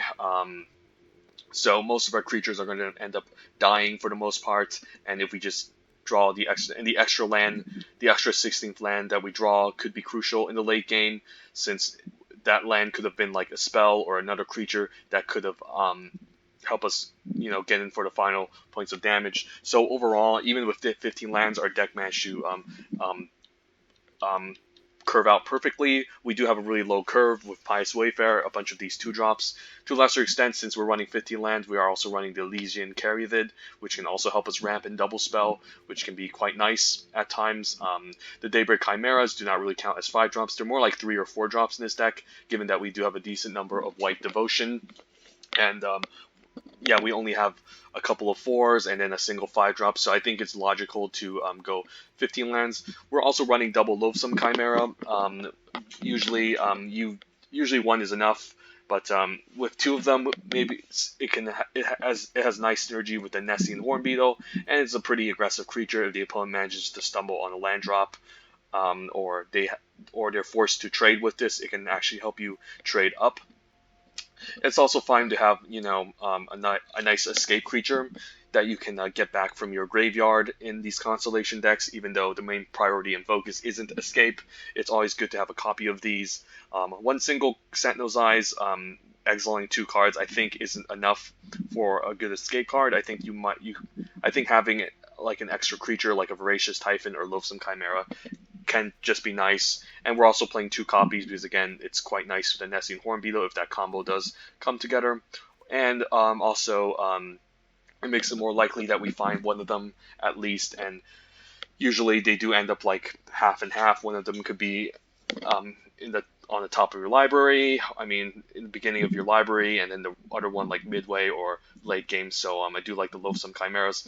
Other cards we could consider. I don't really like Wings of Hubris since we have a decent number of flyers, but it can be acceptable. Like maybe we could just cut a Loathsome Chimera to have one. But our creatures tend to be very small. They don't do a lot of damage. You rather not have to spend the 3 mana just to give a creature flying.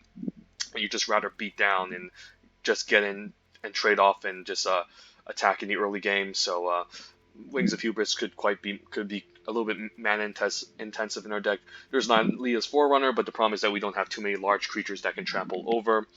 Sure, maybe Mantle of the Wolf or Commanding Presence can help with that, but overall our creatures tend to be quite small, so I don't think the trample is too relevant. It's also quite expensive for a 15 land deck, and the 3 toughness does trade down. Next is Warren Zamora, sideboard defensive card against other opposing white-green Constellation decks or red-white heroic decks. Since it does gain you a good amount of life, the 4 toughness is pretty hard to attack past, but overall it's not something that our deck wants. And then I could also consider putting a Nyxborn Courser over the Loathsome Chimera in order to give extra devotion to our Daybreak Chimera, but with 2 Daybreak Chimeras that require double white already in the 15-land deck, it does make it pretty difficult to cast. And Birth of Meletis, a fine card for the white-blue Azorius deck, giving you a wall to block on the ground while you fly over, but definitely not in our deck. White-green is looking to go wide, it's looking to attack on the ground, it's looking to be very hyper-aggressive. You don't have time to play utility cards like Birth of Meletis or Wings of Hubris. The only utility card that we have are these double Dreadful Apathy, Warbriar's Blessing, and Flicker of Fate, which actually helps excel our tempo to have more answers on the battlefield. Have more threats on the battlefield instead of spending time generating value. Yeah, so the game plan is that we're not trying to generate value at all. We're just trying to kill the opponent as quickly as possible. And this deck managed to kind of overperform. So let's move on to the final boss, and hopefully we can get 7 wins. Let's go.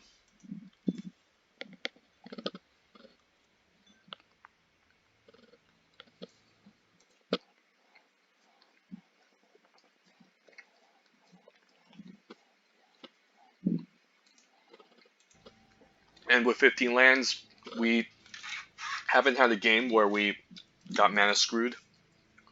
We managed to hit our third land quite consistently, and sometimes our fourth. But for the most part, I've been quite impressed. Even with 15 lands, we managed to curve out quite nicely in this deck. The only game we lost to is the Ashiok game, which I made a misplay because I think I played my Mantle into a counterspell, which I shouldn't have. Opening hand. Okay, well this hand is a little bit worse than the rest of the other ones. We do have a bunch of 4s, a Warbriar's Blessing, but we can't really cast any of these. Loathsome Chimera is a huge maybe if we get a land, so I think we're going to mulligan this time. And this hand is a little bit better. We can keep, and then what do I bottom? Probably just a Tessin Skirmisher. I do want this escape creature. Alternatively, I could take the risk and bottom a land. But maybe that's just too risky. We can just curve out 2-drop into 3-drop. I think this is okay.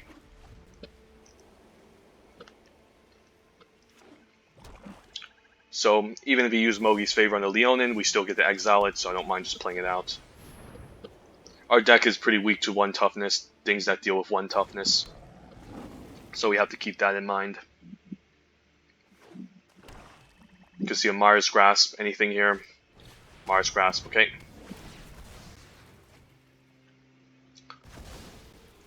Now we can play out the Loathsome Chimera, and next turn we can Pious Wayfarer into Omen of the Sun to boost it to give him the extra point of damage. Scavenging Harpy, exiling, okay. I could just attack into this and do a trade. Is it beneficial for me? I mean, actually, I think he actually wants this type of trade, so I think we're just going to play out the Pious Wayfarer and pass the turn. Maybe beat down to 1/1s. I don't really want to trade my Loathsome Chimera for a 2/1 flyer. It seems like it seems like what he wants. I'd rather not have that happen, but he's attacking a 2/1, so this could imply he has a blocker to hold off my creatures. Nyxbor Marauder, okay. I guess I don't mind just setting my 4/1 against the 4/3.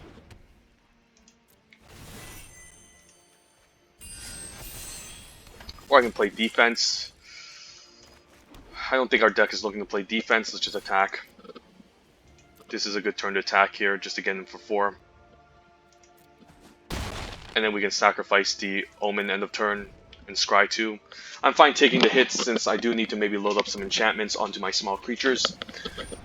But he does have another Loathsome Chimera here.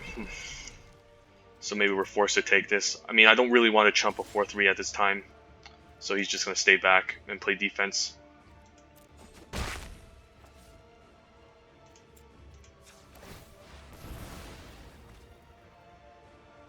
Mantle? I do like a Mantle. I don't like a second Omen of the Sun, however. But I do love Mantle. So next turn we're planning to equip the Mantle. I guess we're just equipping onto a 1/1. And then maybe force a double block. And then maybe we can still Omen and make some 1/1s. I don't know. I mean, the Omens does help me scry too, and I do have 6 lands already, so maybe it's okay. I don't want to draw any more lands, I just need more action. Okay, land off the top. I don't think there's anything at instant speed that'll punish me here. So I think I'm just going to put the Mantle, and I'm going to equip it onto a 1/1, since he can always just double block the Loathsome Chimera if we try anything here.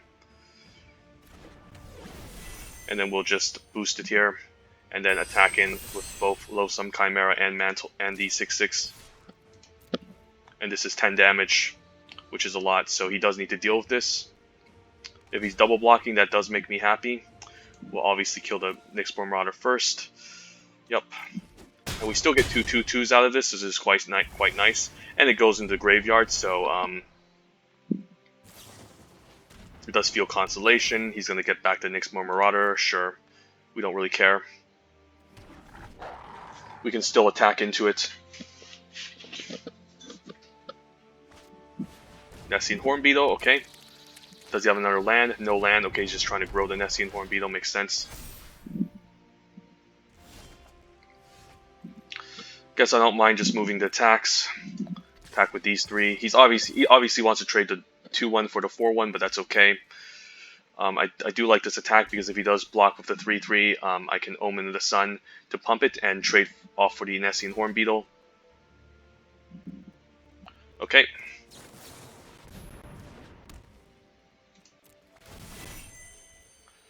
Yeah, we'll just pump this guy.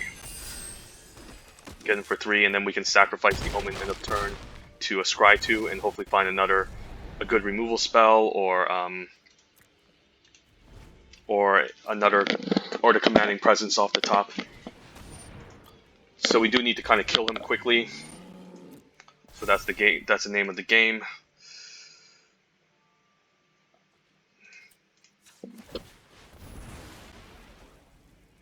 Ooh, Reverend Hoplite. I don't hit a Reverend Hoplite, although we don't have that much White Devotion.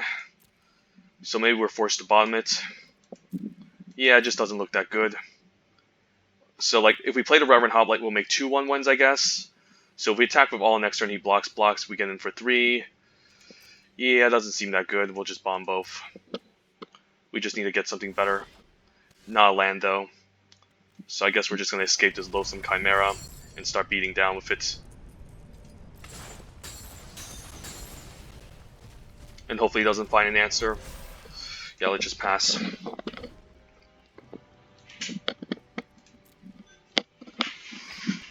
Mara Triton, that's quite annoying. Alright, more Death Touch, more large creatures. And he can also escape his Loathsome Chimera eventually. So he'll have more blockers, so we kind of need to find a flyer. Warbriar's Blessing is quite nice. I guess the Warbriar's Blessing can also just fight the Nyxborn Marauder. I mean, he's just going to grow the 5/5, so maybe I do need to 2-for-1 myself here. Alternatively, it's fighting with the 4/3 isn't that bad. Alternatively, I could just fight the Mara Triton. I guess this will 2-for-1 myself anyways.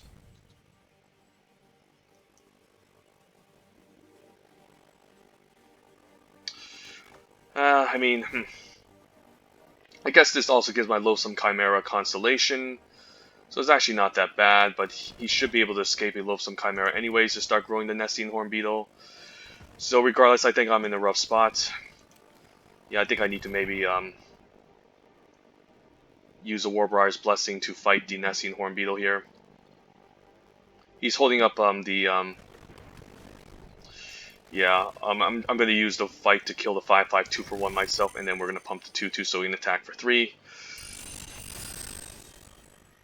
Yeah, I think this is what we have to do here, unfortunately.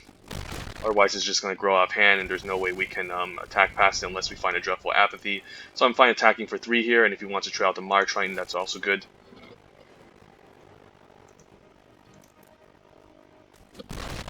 Opponent just takes it, that's good.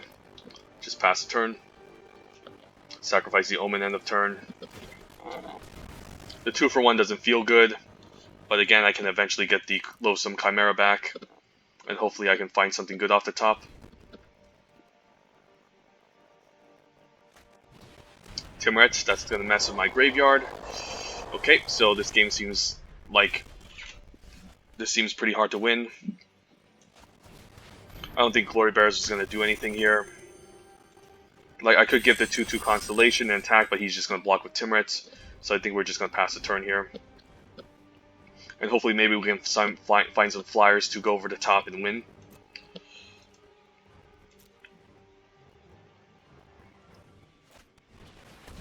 Well, he has all the exile in the world, and this is also a flyer that can block or chump. But most of our flyers are large enough to attack past the 2/1. So it's no biggie, and he's probably just going to activate Timret here to gain some life. Which I'm okay with.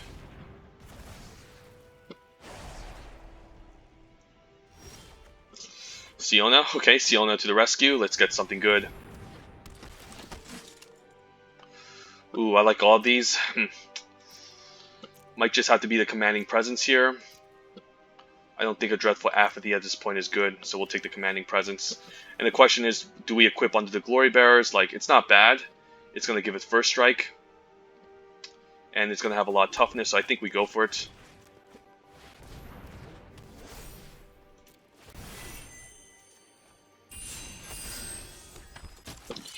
I could also attack with all. Let's say blocks, and chumps. Never mind.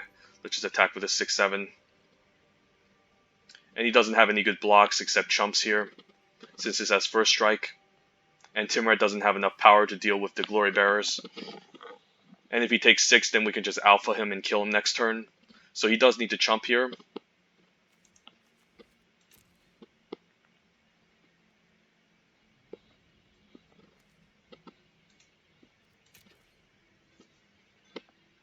But the problem is we also need to start triggering Constellation with the Glory Bearers in order to attack past Timuret, unless he blocks with a black creature here and loses all of his devotion.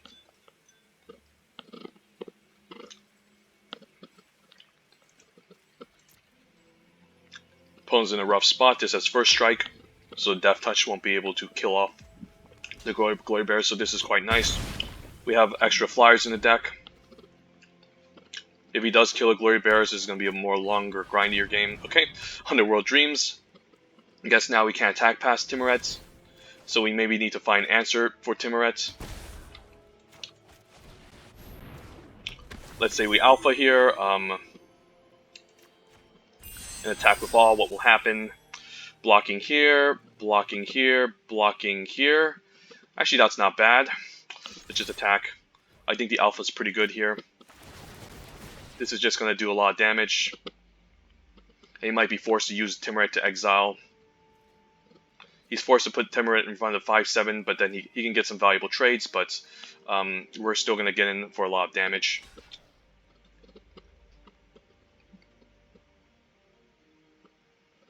And this results in a trade as well. This is a lot of damage, 2, 3, 4, 5, 6. Yeah, we're going to put him down to 3, so we should be in good shape. And then he might have to keep up Timuret to start exiling next turn. But this is totally fine.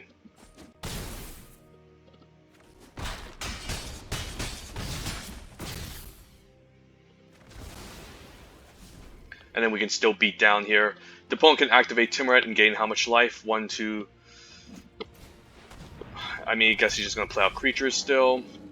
I think we should still be in reasonable shape. He can gain up to 5 life. He can chump, block here, trade here, block here. We should still be okay. Let's just move to attacks.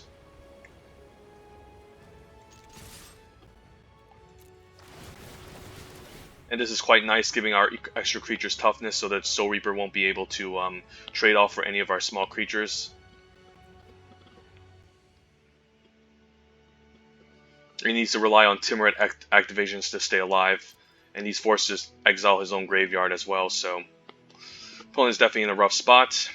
So he's going to go up to 5 life, he blocks here, blocks here, blocks here. I guess we have him down to 1.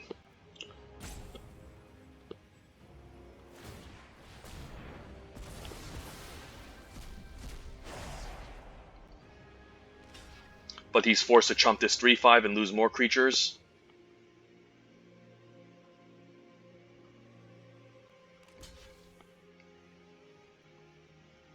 Yeah, he has to chump the Glory Bearers or else he's taking lethal. So he needs to fall down to 1 and chump the Glory Bearers.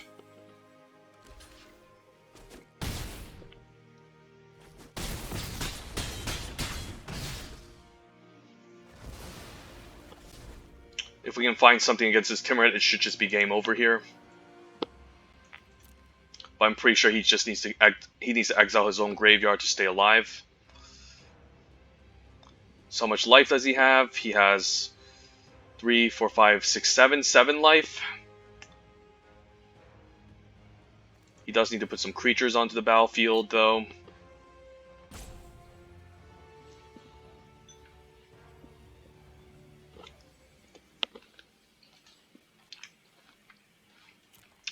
Anything off the top, like Dreadful Apathy, would be quite nice here.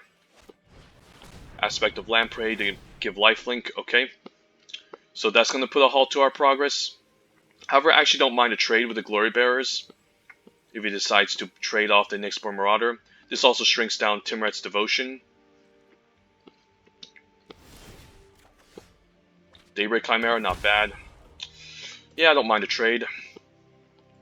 I think we just attack with both here, offer to trade with the Nyxborn Marauder. And then we can play out the Daybreak Chimera instead. I guess he has a double block. I guess he has a chump here because this has 5 toughness. Or he can double block here and take 5. Yeah, he needs to chump this. Underworld Dreams, not a card you really want to play unless you can make the opponent draw a bunch of cards. Or if you're focused on Black Devotion. Yeah, there's really not much he can do. He can activate to exile to gain some life, but this is going to result in a chump. Okay, yep, awesome. Worthy final boss, mythic opponent, rank 22, but we still managed to win the game.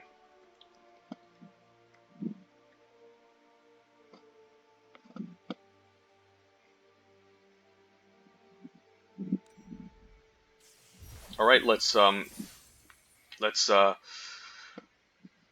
crack some packs. Let's pretend we're drafting Theros Beyond Death, and yeah, that this is definitely a worthy quick draft for the for our channel. Let's see, pack 1, pick 1. This is unplayable. Don't ever try this. I mean, sure, it's playable. You thin out your library, you can kill a bunch of flying creatures, but it's a really sideboardable card. The pick here, I think, is a Voracious Typhon. Best escape creature at common. I think it's arguably the best green common. Unfortunately, we didn't see any of these in our draft, but definitely a very strong card.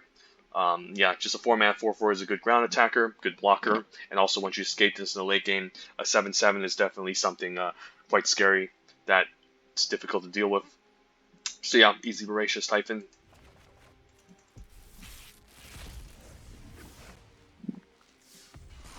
I'll take a Dreadful Apathy. This is one of the other unplayable rares, such as Nylea's Intervention. Other good cards include Mystic Repeal. I think I would take Mystic Repeal over Hydra's Growth in Mogi's favor. I'm not against Hydra's Growth. It would have been perfect in our white-green Constellation deck. However, it is still slow, and it still leaves you open for a 2-for-1, and even if you equip onto a creature and it dies, you don't get any benefits out of it, so it's not that impressive unless the creature can be protected and survive, which white-green typically isn't trying to do. Maybe you can main deck a Karametra's Blessing and hope Karametra's Blessing and Hydra's Growth are both in your hand, so you can protect the creatures with Hydra's Growth, but white-green is not looking to protect a creature. It's not Boggle's deck. It's not like the Azorius Flyers with Starlight Mantles. It's looking to mostly just beat down and kill the opponents. And in this case, the Hydra's Growth will be quite excellent with tokens, since tokens are disposable, and just turning a token into like a large creature makes it so that you have an extra threat onto the battlefield that would have not been a threat otherwise. So yeah, Hydra's Growth is quite decent, but my other argument for Hydra's Growth is why not just play another strong creature or a strong flyer instead of Hydra's Growth, since those flyers also have evasion and the Hydra's Growth can get chump blocked forever.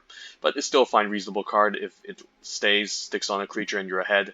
But definitely not a card you want to be playing against a very controlling deck with lots of removal, and if you aren't able to kill the opponent as quickly as you would like. But yeah, easy Dreadful Apathy, best white common in this set, and then Mystic Repeal, quite an efficient way to deal with enchantments, especially enchantment creatures. One green instant speed can definitely lead to some huge blowouts, but yeah, Dreadful Apathy. So there you have it, our final Theros Beyond Death draft. I'm so happy that it wasn't a Rakdos Escape deck. I mean, we still have time to do more, but I don't know. I mean, the next quick draft will be Core Set 2021. My question is, why not just do Premier Draft instead, since the people don't really know how to draft this set. But anyways, yeah. Hope you guys enjoyed the draft. Might just do another Dominaria or something. And in the meantime, stay safe and take care. Bye.